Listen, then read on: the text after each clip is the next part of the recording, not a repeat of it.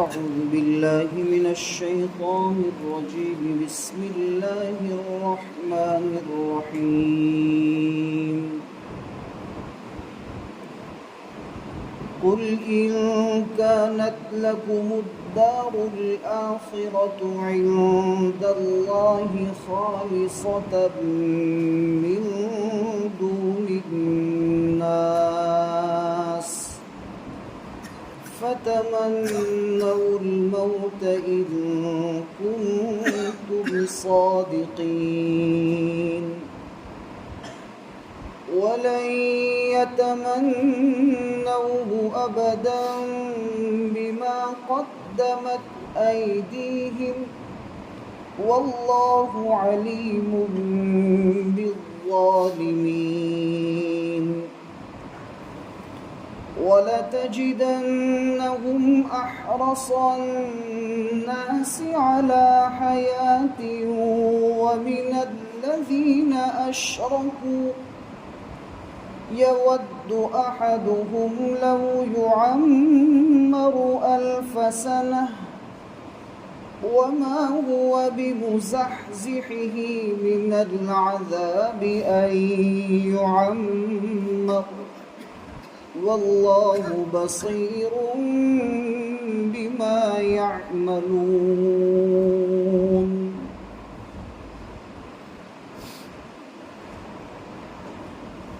اے نبی جی،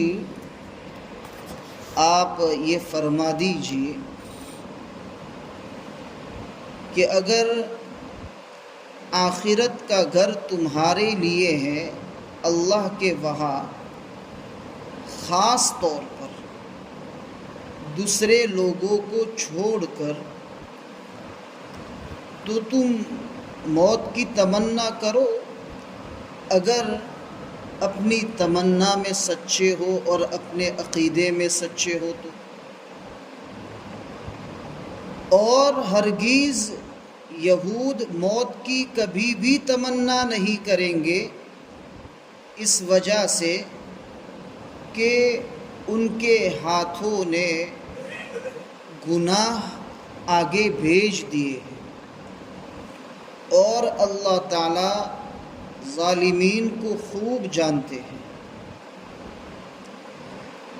اور اے محمد صلی اللہ علیہ وسلم، یقیناً آپ یہود کو لوگوں میں سے سب سے زیادہ زندہ رہنے کا لالچی پائیں گے، اور مشرکین سے بھی زیادہ یہ لوگ زندہ رہنے کی چاہت رکھتے ہیں. ارے ان میں کا ہر ایک چاہتا ہے کہ کاش کہ اس کو 1000 سال زندگی دی جائے، اور 1000 سال کی زندگی ان سے عذاب کو ہٹا نہیں سکتی، اور اللہ تعالیٰ ان کے کرتوتوں کو خوب دیکھنے والے ہیں.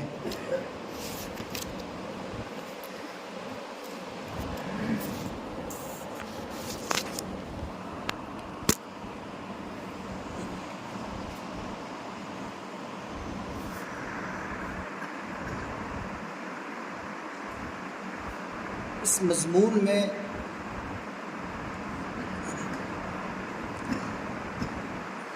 یہود ہی کا ذکر ہے.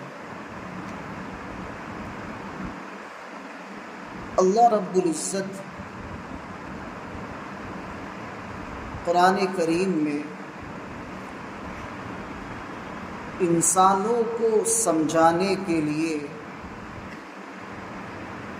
الگ الگ انداز اختیار فرماتے ہیں، اور مختلف انداز اختیار کرنے کا ایک ہی مقصد ہوتا ہے کہ انسان ایک اللہ کو پہچاننے والا بن جائے. گویا اللہ تعالیٰ کی ذات دنیا کے تمام انسانوں کے ساتھ رحم و کرم چاہتی ہے، لیکن انسان دنیا میں آنے کے بعد دنیا کے حالات کو دیکھنے کی وجہ سے ایسے کاموں میں مبتلا ہو جاتا ہے جو اللہ کو ناپسند ہوتے ہیں اور وہ اللہ کی نافرمانیاں ہوتی ہیں۔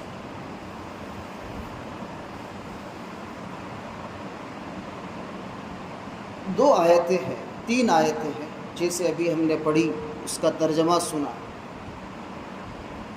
یہود ایسا کہتے تھے کہ نحن ابناء اللہ و احباء، ہم اللہ کے بیٹے ہیں اور اللہ کے یار ہیں، دوست ہیں۔ تو اللہ تعالیٰ نے فرمایا کہ اے نبی صاحب، اے محمد صلی اللہ علیہ وسلم، آپ ان سے کہو کہ جب تم اللہ کی اولاد ہو اور اللہ کے دوست ہو تو دوست تو اپنے دوست سے ملنے کی چاہت رکھتا ہے، اولاد اپنے باپ سے ملاقات کا شوق رکھتا ہے، لڑکا اپنے باپ سے ملاقات کا شوق رکھتا ہے، اور مجھ سے ملنے کے لیے آپ کو صرف ایک ہی دعا کرنی ہے اور وہ ہے موت۔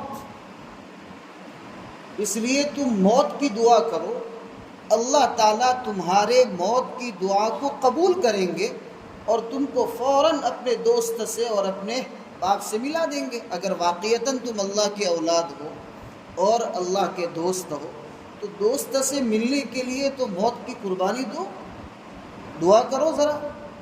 اور آخرت میں بھی تمہارے لیے اللہ کی آخرت ہے، تو اللہ تعالیٰ تھوڑی تمہیں عذاب میں ڈالے گا جیسے کہ تم سوچتے ہو۔ تو ذرا تمنا کرو، دعا کرو۔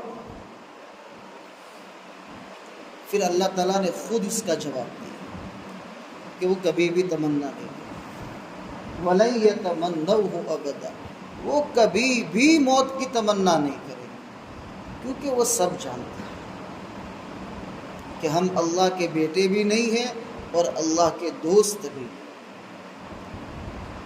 حضرت مفتی سعید احمد صاحب پالنپوری رحمۃ اللہ علیہ نے اسی آیت کی تفسیر میں لکھا ہے کہ میں انگلینڈ جایا کرتا تھا، تو میں جس جگہ پر رکتا تھا اس کے قریب میں یہودی وہاں انگلینڈ میں آباد ہے، تو ایک یہودی سے میری ملاقات ہوئی،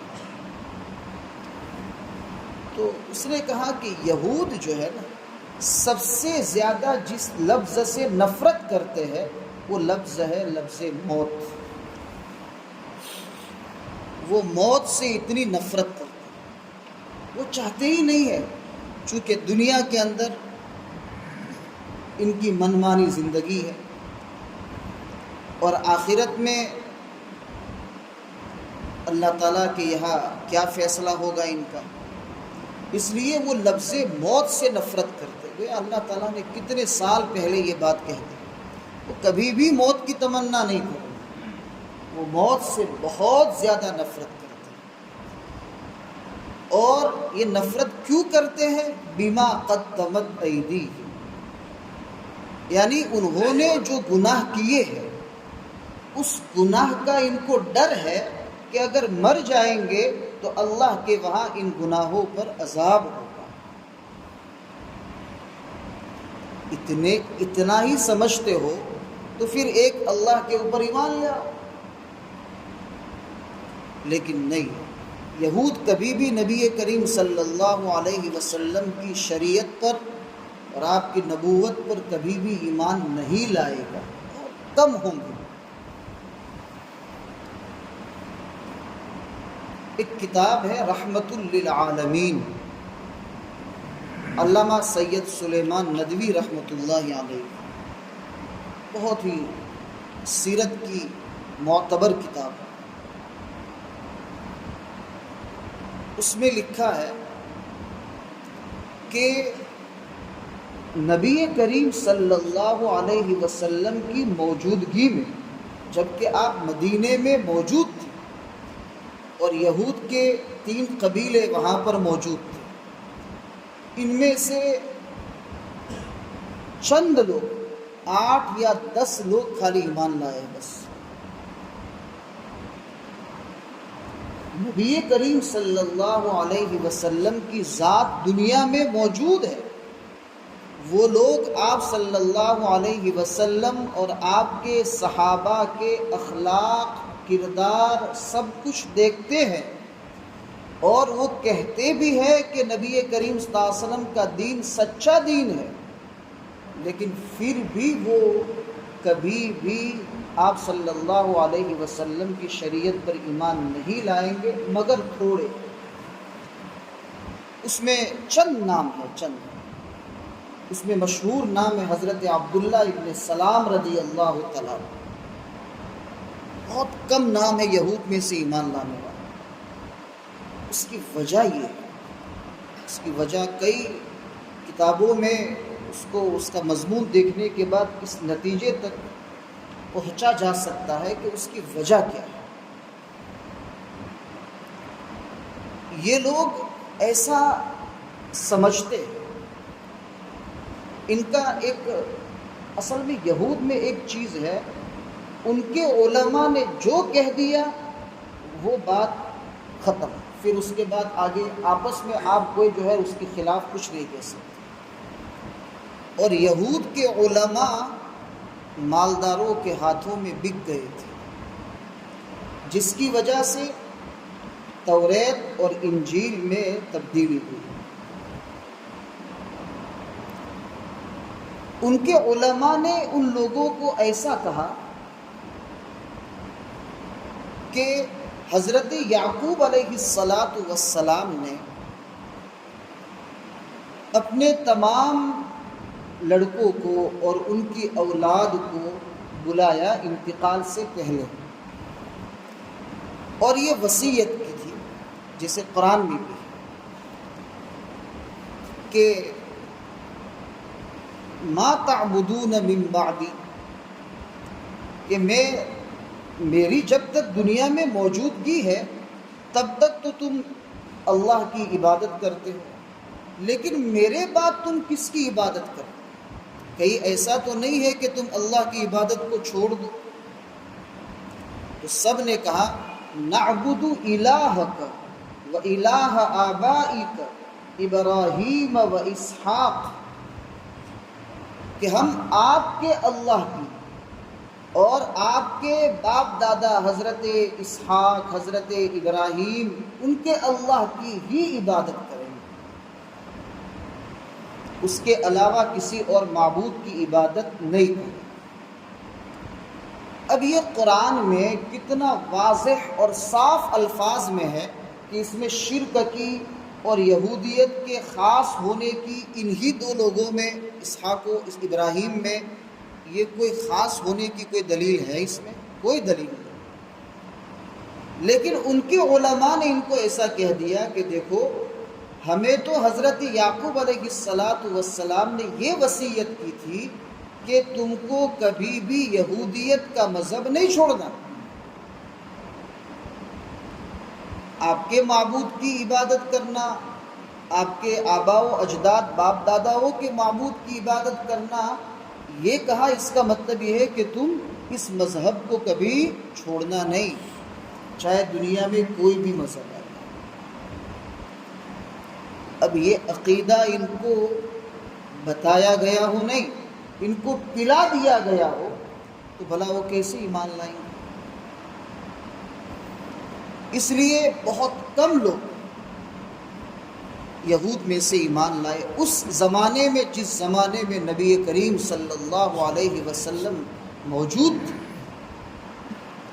اسی لیے آج بھی اگر کوئی مسلمان اسلام کو چھوڑ کر مذہب یہودیت کو اگر اپنانا چاہے تو نہیں اپنا سکتا۔ ان کا تو یہی عقیدہ ہے کہ یہودی وہی ہو سکتا ہے جو یہودی خاندان میں پیدا ہوا، باقی دوسرے مذہب کا کوئی شخص مذہب یہودیت کو قبول کر کے یہودی بننا چاہے نہیں ہو سکتا۔ اس لیے ان کی تعداد بھی پوری دنیا میں 2 یا 3% ہے، زیادہ نہیں۔ تو یہ اپنے مذہب یہودیت کو اتنی اہمیت دیتے ہیں، جس کی وجہ سے یہ لوگ کسی اور مذہب میں نہیں جاتے اور کسی اور مذہب کے لوگوں کو اپنے مذہب میں قبول نہیں کرتے۔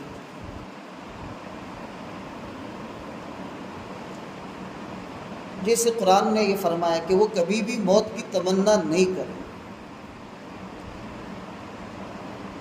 یہ جو غیر مسلم جو لوگ ہندو جن کو ہم کہتے ہیں، ان لوگوں کا عقیدہ یہ ہے کہ انسان مرنے کے بعد دوبارہ جنم لیتا ہے۔ یہ لوگ شادی کے موقع پر 7 پھیرے لیتے ہیں۔ یہ ان کا عقیدہ ہے کہ یہ 7 پھیرے جو اس عورت کے ساتھ شوہر لے رہا ہے، اس کو اس مذہب میں 7 جنم ملنے والے ہیں، اس لیے 7 جنم تک یہ جو ہے نا میاں بیوی باقی رہے۔ اس کو اس عقیدے کا نام اسلامی کتابوں میں آواگون ہے۔ آواگون کا مطلب یہ ہوتا ہے کہ انسان جب دنیا سے چلا جاتا ہے، مر جاتا ہے، تو پھر وہ ایک نئی شکل اختیار کر کے دوبارہ دنیا میں جنم لیتا ہے، اس کا وجود ہوتا ہے۔ حالانکہ ہمارے یہاں ہمارا عقیدہ یہ ہے کہ موت برحق ہے، اور انسان عالم دنیا سے جب عالم برزخ یعنی دوسرے عالم کی طرف جاتا ہے، یعنی موت تو ایک برج ہے، ایک پل ہے۔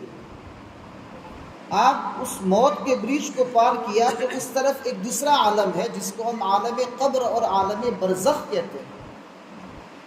تو آپ عالم دنیا سے نکل کر عالم برزخ کی طرف چلے گئے۔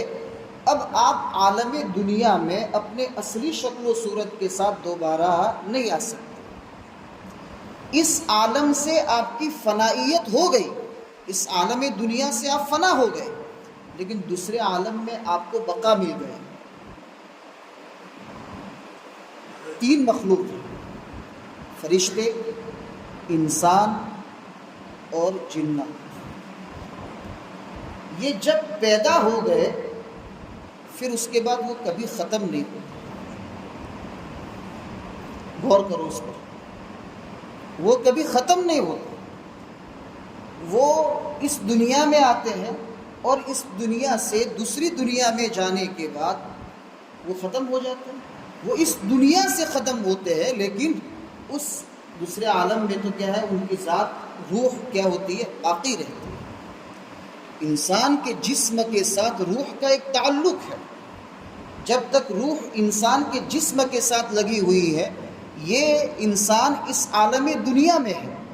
پھر روح الگ ہو گئی اور جسم بے جان ہو گیا تو پھر یہ روح تو ختم نہیں ہوگی نا، اور اصل جسم نہیں، اصل تو روح ہے۔ تو انسان دوسرے عالم میں منتقل ہو جاتا ہے۔ اس لیے ہم کہتے ہیں کہ فلاں کا انتقال ہو گیا۔ انتقال کا مطلب کیا ہے؟ ایک عالم سے دوسرے عالم کی طرف منتقل ہو گئے۔ اس لیے فرشتوں کو، انسان کو اور جنات کو، یہ 3 جو مخلوق ہے، ان کو ختم ہونا نہیں ہے۔ ہاں، کسی عالم سے فنا ہوں گے۔ جب عالم قیامت قائم ہوگی تو پھر عالم قبر فنا ہو جائے، یعنی ختم ہو جائے۔ تو اس عالم میں بھی آپ باقی تھے، پھر وہ بقا آپ کا منتقل ہو کے عالم قیامت کی طرف آ گیا۔ پھر آپ اس کے بعد حساب کتاب کے بعد یا تو جنت میں جائیں گے یا جہنم میں جائیں گے، آپ ہمیشہ باقی رہیں گے۔ ہاں، ان 3 کے علاوہ جو مخلوقات ہے، چرند ہے، پرند ہے، اس کے لیے بقا نہیں، وہ اس دنیا سے گئے پھر ختم، پھر اس کے بعد ان کا وجود نہیں۔ بات سمجھ میں آ رہی ہے؟ اس کے اوپر کوئی سوال تو نہیں ہے نا؟ تو یہ ہندو لوگ بھی یہ عقیدہ رکھتے ہیں کہ ہم جو ہے نا ایک جنم کے بعد دوسرا جنم لیتے ہیں، حالانکہ یہ ایک فلسفیانہ ایک بحث ہے۔ دیکھو، ہماری جو روح ہے، اس عالم میں، عالم دنیا میں، اس عالم دنیا میں آنے سے پہلے انسان ایک دوسرے عالم میں ہوتا ہے، اور وہ ہے عالم مادر، یعنی ماں کا جو پیٹ ہے وہ ایک عالم ہے، دنیا ہے اس بچے کی۔ اس دنیا کا مسئلہ پورا الگ ہے، اس عالم کا مسئلہ دنیا میں آنے کے بعد یہ مسئلہ الگ ہے۔ پھر اس کے بعد ایک عالم جس کو عالم قبر اور عالم برزخ کہتے ہیں، اس میں اللہ، اب آپ کہیں گے کہ انسان کا جسم تو وہ تو کیڑے مکوڑے کھا جائیں گے، تو پھر باقی کیسے رہے گا؟ تو جسم کا بقا یہ روح کے جڑنے کی وجہ سے، روح الگ ہو گئی تو پھر یہ جسم تو مٹی ہے، اور مٹی تو فنا ہو جانے والی چیز ہے۔ اس لیے اللہ تعالیٰ اس روح کو عالم مثال میں لے جاتے ہیں، اور اس جسم کا مثل بنا کر کے اللہ تعالیٰ اس کے اندر روح کو داخل کرتے ہیں۔ تبھی تو قبر میں عذاب ہوگا یا قبر میں نعمتیں اللہ تعالیٰ کی ملے گی، تو اس کا احساس کیسے ہوگا اگر اس روح کو شکل نہ دی گئی؟ تو یہ ایک فلسفیانہ بحث ہے۔ تو اللہ تعالیٰ اس کو عالم مثال میں لے جاتے ہیں، اور پھر اس کے بعد اس روح کو اللہ تعالیٰ ایک مثال، ایک شکل دیتے ہیں، اور پھر اس کے بعد انسان اللہ تعالیٰ کی نعمتوں کو محسوس کرتا ہے، یا پھر اس نعمتوں کو جو یعنی اگر عذاب ہے تو اس عذاب کو بھی کیا کرتا ہے؟ محسوس کرتا ہے۔ اسی لیے حضرت عثمان ابن عفان رضی اللہ تعالیٰ عنہ فرمایا کرتے تھے کہ قبر جو ہے نا، یہ یعنی آپ اس دنیا سے چلے گئے نا تو پھر آخرت کی منزلیں شروع ہو گئی۔ یہ جو دنیا ہے یہ آخرت کی تیاری کے لیے، اور قبر جو ہے یہ آخرت کی پہلی منزل ہے۔ اسی لیے قبر پر بہت روتے تھے حضرت عثمان ابن عفان رضی اللہ تعالیٰ عنہ، اتنا روتے تھے کہ داڑھی مبارک تر ہو جاتی۔ کسی نے پوچھا حضرت اتنا روتے ہیں؟ کہا کہ اصل میں یہ آخرت کی منزلوں میں سے سب سے پہلی منزل ہے، اگر یہ منزل آسانی سے پار ہو گئی تو آخرت کی تمام منزلیں اللہ تعالیٰ آسانی سے پار کر دیں۔ اس لیے موت گویا کہ اس عالم سے دوسرے عالم کی طرف منتقل ہونے کا ذریعہ، واسطہ ہے۔ حضرت عائشہ صدیقہ رضی اللہ تعالیٰ عنہ نے ایک مرتبہ نبی کریم صلی اللہ علیہ وسلم سے پوچھا، کہا یا رسول اللہ، یہ موت کیا ہے؟ تو آپ صلی اللہ علیہ وسلم نے فرمایا، الموت جسر یوصل الحبیب الی الحبیب، موت تو ایک پل ہے، وہ محبوب کو محبوب سے ملا دیتا ہے یہ موت۔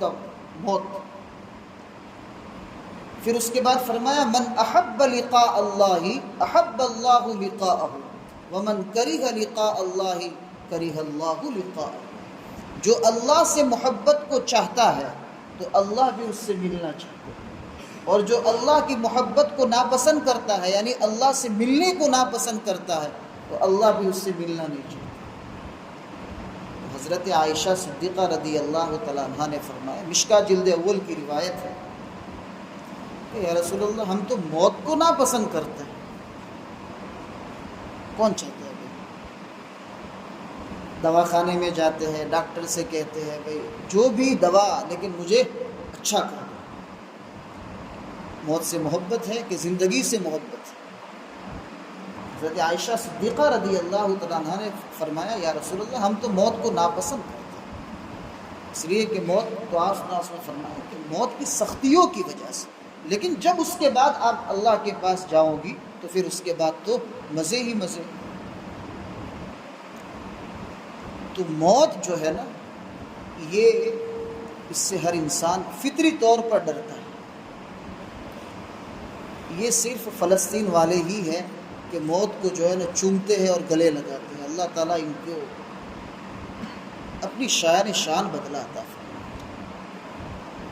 وہ ایمان اللہ تعالیٰ نے ان کو کیسا دیا ہے۔ بیچ میں ایک بچے کی جو ہے ایک بچے سے ماں نے پوچھا کہ بیٹا یہ ہم پر، فلسطین کی غزہ میں، کہ بیٹا ہم پر یہ جو حالات ہیں اور پوری دنیا جانتی ہے، تو مسلمان ہماری مدد کے لیے کب آئیں گے؟ اس بچے نے کہا کہ اماں جان اب کیا کہتی ہیں؟ آپ کا یہ جملہ یہ توکل اور اللہ پر بھروسے کے خلاف ہے۔ اگر حضرت جبرائیل علیہ السلام بھی اگر ہمارے یہاں آ جاوے ہمارے پاس اور کہے کہ تمہیں کس چیز کی ضرورت ہے، میں تمہاری ضرورت پوری کروں، تو ہم وہی جواب دیں گے جو حضرت ابراہیم علیہ السلام نے آگ میں ڈالنے کے وقت دیا تھا حضرت جبرائیل کو، کہ اگر تم اللہ کے حکم سے آئے ہو تو ٹھیک ہے، اگر اپنی طرف سے آئے ہو تو مجھے آپ کی کوئی ضرورت نہیں۔ یہ تربیت ایسے بچوں کو دینا، یہ کتنی بڑی دل گردے کی بات ہے۔ گزشتہ کل وائل الدحدہ جو وہاں کے رپورٹر ہے، غزہ میں رپورٹنگ کرتا ہے قطر الجزیرے سے، وہ اپنی خبر سناتے ہوئے رو پڑے، کہا کہ میرا بیٹا اور بیوی اور ماں وغیرہ ان کے گھر کے 3 فرد جو ہے نا شہید ہوئے۔ یہ جو اللہ تعالیٰ نے ان کو جو دل دیا ہے، اس کی مثال جو ہے نا موجودہ دور میں کوئی دنیا کی کوئی قوم پیش نہیں کر سکتی۔ تو بہرحال یہ موت کے بارے میں وہ کبھی بھی، یہود جو ہے نا وہ کبھی بھی اس کی تمنا نہیں کریں گے، کیونکہ وہ موت سے ڈرتا ہے۔ بلکہ اللہ تعالیٰ نے تو یقین کے ساتھ ایسا کہہ دیا کہ زندگی کے سب سے زیادہ لالچی، یعنی زندہ رہنے کے سب سے زیادہ لالچی جو ہے نا یہودی، انہوں نے اپنے اسکولوں میں ٹیچر کو یہ تاکید کر دی ہے، موجودہ دور کے حالات کے اعتبار سے کہتا ہوں، کہ ان کے بچوں کے اسکول کے ٹیچر کو یہ تاکید کر دی ہے کہ ہمارے بچے کے سامنے یعنی جو ہے نا ڈیتھ یعنی موت کا لفظ جو ہے نا آپ کو بولنے کی اجازت نہیں، اس لیے کہ اگر موت کا تصور کرنے لگیں گے تو پھر یہ زندگی سے ہار جائیں گے، زندگی میں کیا کریں۔ اب یہ کیسے اللہ تعالیٰ سے ملنے کی چاہت رکھیں گے؟ بلکہ اللہ تعالیٰ فرما دے یود احدہم لو یعمر 1000 سنہ، ان میں کا ہر ایک یہ چاہتا ہے کہ اس کو 1000 سال کی زندگی دی جائے۔ اللہ تعالیٰ فرماتے ہیں کہ اگر 1000 سال کی ان کو زندگی دے دی گئی تو پھر اس کے بعد تو آخر موت ہے۔ اب موت کے بعد جو اللہ کا عذاب ان کو ہونے والا ہے، یہ 1000 سال اللہ کے عذاب کو ہٹا نہیں سکتے، اس لیے کہ یہ عذاب کا جو سلسلہ ہے وہ موت کے بعد شروع ہو۔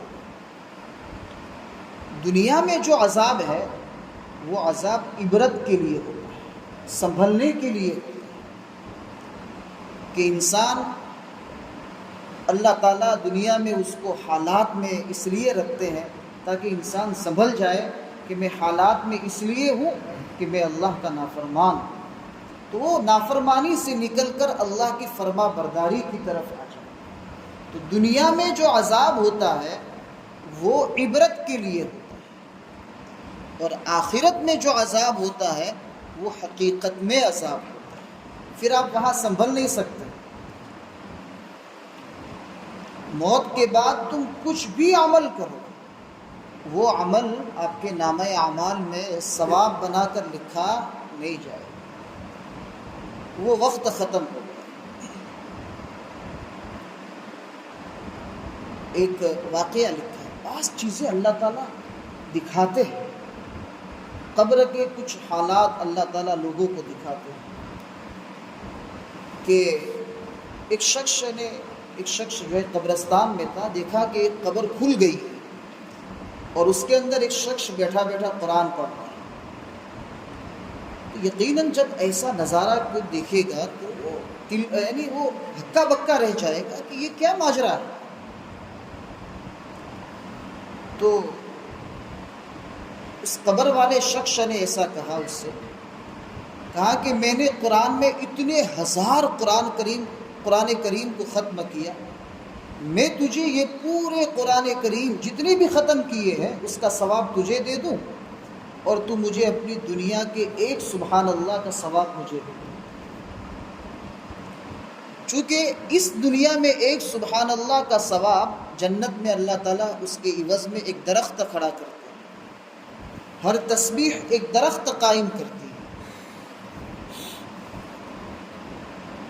اور اس دنیا سے جانے کے بعد تم سبحان اللہ کی تم لڑیا ہی بہا دو، اس کے اوپر کوئی ثواب مرتب نہیں ہے، کیونکہ یہ جو عالم دنیا ہے یہ عمل کا گھر ہے، اور اس کے بعد کی جو دنیا ہے وہ جزا کا گھر ہے، یعنی بدلہ، اس میں جو عمل کیا ہے۔ اسی لیے حضرت علی رضی اللہ تعالیٰ عنہ نے فرمایا الیوم عمل ولا حساب وغدا حساب ولا عمل، آج عمل کا وقت ہے، پھر کل حساب ہوگا، اور آج جو ہے وغدا حساب، اور آئندہ حساب ہے عمل نہیں، ولا عمل۔ اس لیے زندگی کی انسان کو قدر کرنی چاہیے۔